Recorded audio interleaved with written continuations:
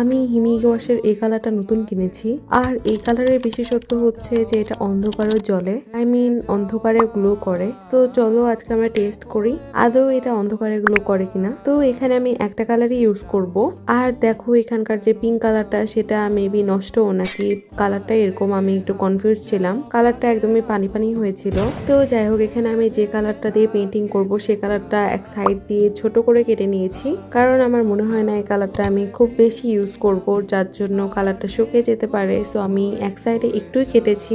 আর এখন অনেকগুলো পেন্টিং থেকে আমি এই পেন্টিংটা সিলেক্ট করেছি। এর উপরে আমরা কালারগুলো একটা একটা করে বসিয়ে দিব। এখানে আমি লাইটের রিফ্লেকশন যেগুলো জায়গায় আছে সেগুলো জায়গায় কালারটা বসিয়ে দিয়েছি। এখন আমাদেরকে ওয়েট করতে হবে কালারটা শুকানো পর্যন্ত। তো এখন আমার কালারটা প্রায় শুকিয়ে গেছে, আর এখন শুধু টেস্ট করার সময় যে কালারটা আদৌ গ্লো করে কিনা। তো তোমরা দেখতেই পাচ্ছ কালারটা আসলে অন্ধকারে গ্লো করে। That's it for this video. I hope you like this, and if you like this video, don't forget to follow or subscribe my channel.